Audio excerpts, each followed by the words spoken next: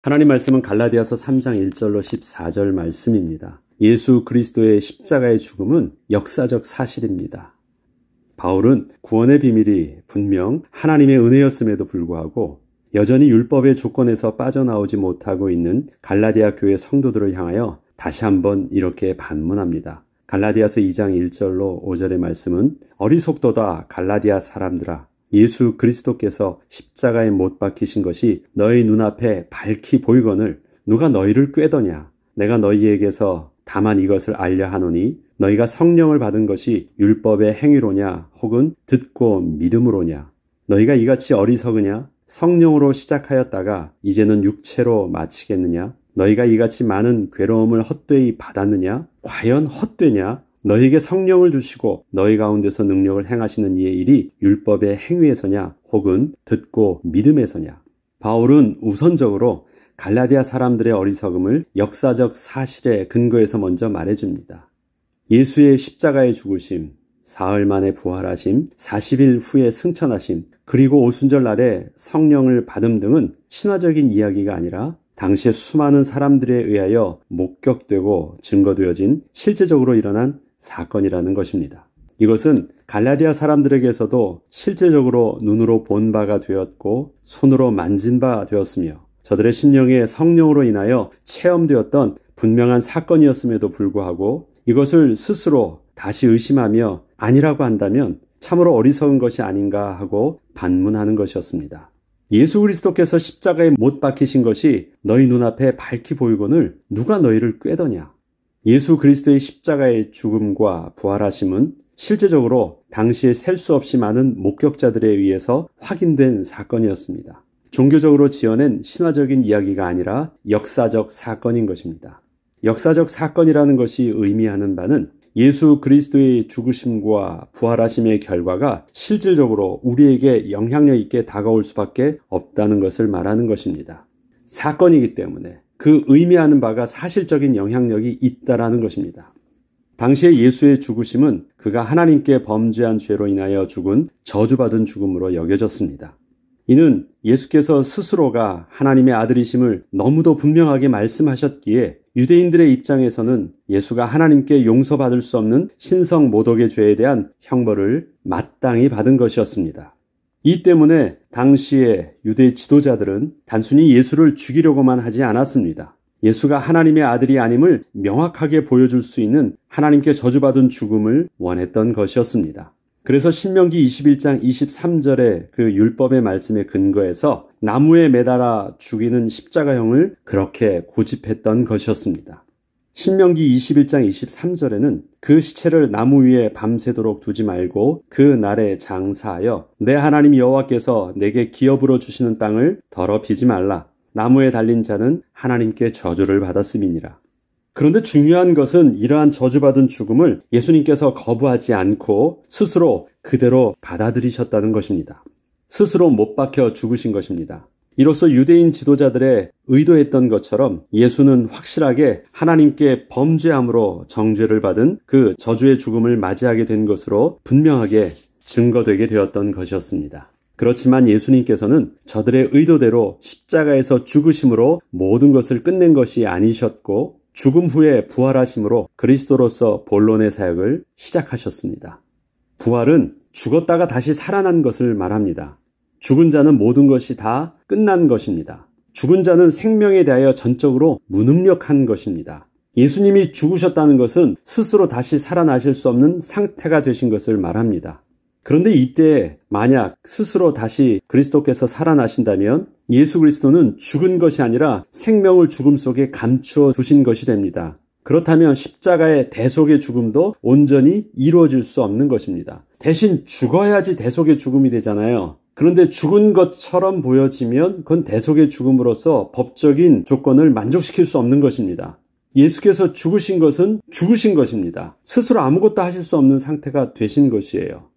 예수께서는 하나님께 범죄한 죄의 형벌로 인한 그 죽음의 저주에 대하여 분명하게 죄 없으신 하나님이셨지만 당신의 생명으로 대속의 죽음을 맞이하셨습니다.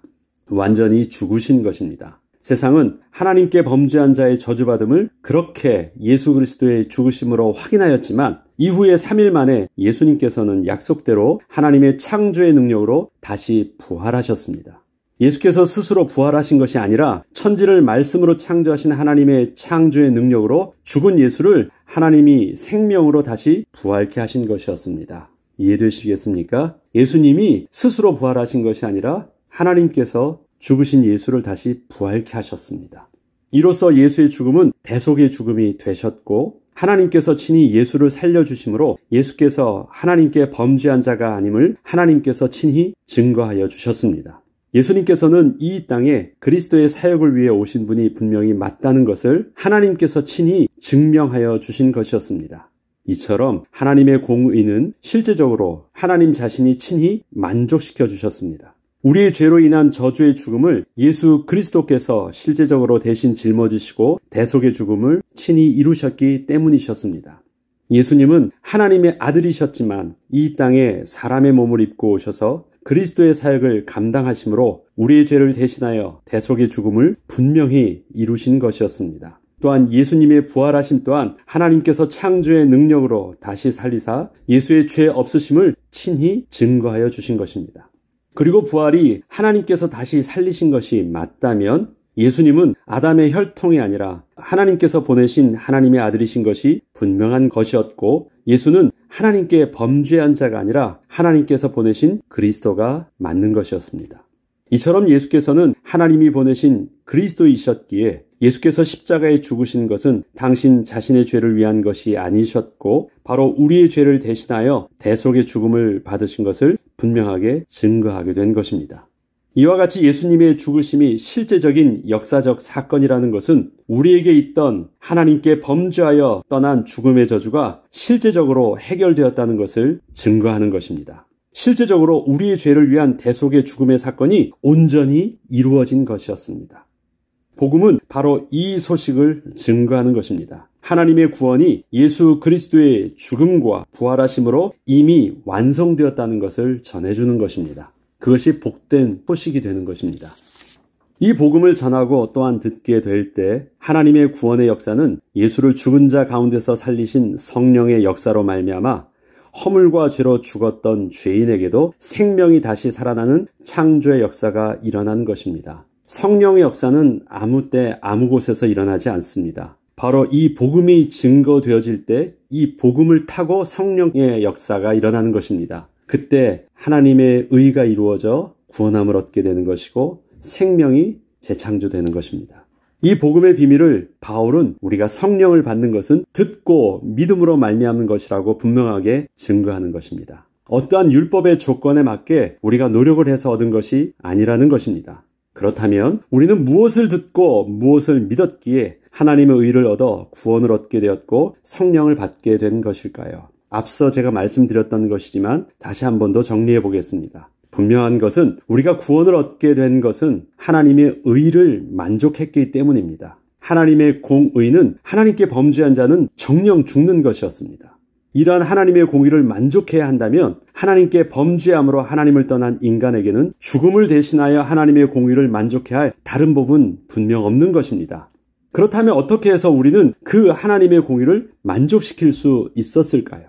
하나님께서는 예수 그리스도를 이 땅에 보내시기 전부터 하나님의 공의를 만족시킬 수 있는 방법을 이미 하나님의 백성에게 계시하시고 가르쳐 주셨습니다. 그것이 구약의 율법의 말씀이었고 바로 제사의 비밀이었습니다.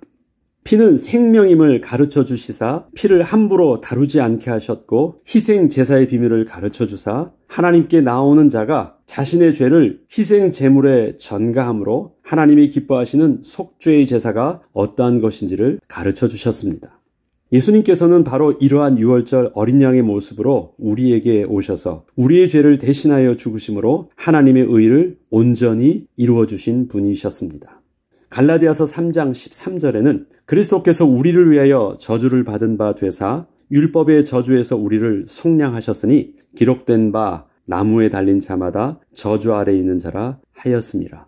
이처럼 하나님의 공의는 분명하게 죄에 대한 죽음을 친히 대속하여 주심으로 스스로 만족시켜 주셨습니다. 그리고 이 사실을 믿고 그 예수를 나의 그리스도로 믿고 영접하는 자에게 이것을 하나님의 의로 여겨주사 우리를 하나님의 거룩한 백성으로 삼아주실 것을 약속하신 것입니다.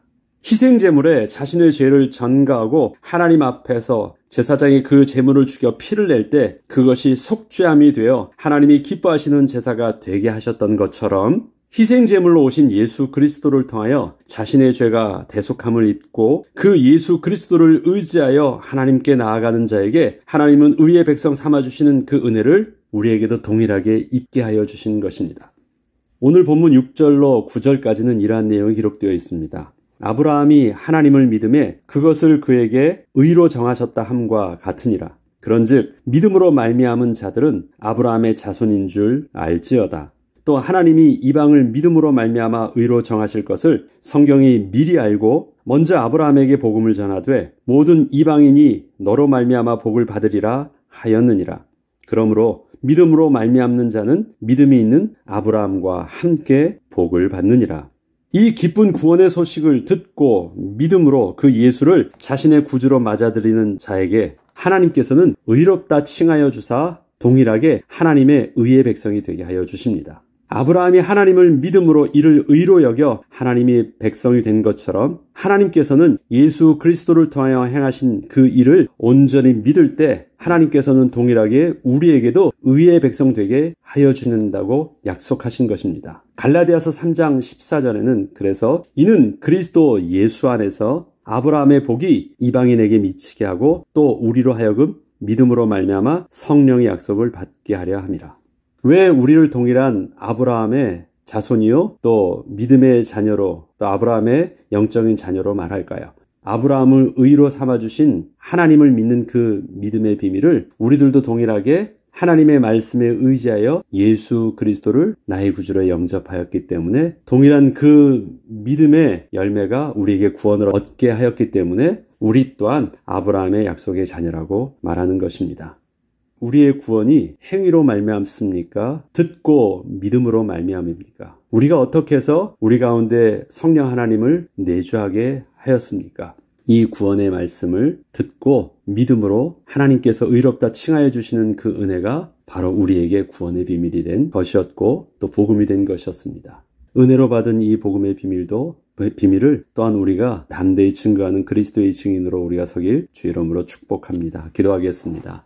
하나님, 아브라함이 하나님을 믿음에 그것을 의로 여기셨던 것처럼 우리에게도 동일하게 하나님의 약속의 말씀, 하나님께서 보내신 그리스도를 믿음에 그것을 의로 삼아주사 거룩한 하나님의 백성이여 하나님의 자녀가 되게 하여 주심을 감사드립니다. 이 생명의 복음을 온전히 증거할 수 있는 증인으로 우리의 삶을 사용하여 주시고 오늘도 우리에게 주시는 만남을 통해서 이 생명의 복음이 아름답게 힘있게 증거되어지게 하여 주옵소서. 감사드리며 우리 주 예수 그리스도의 이름으로 기도합니다. 아멘.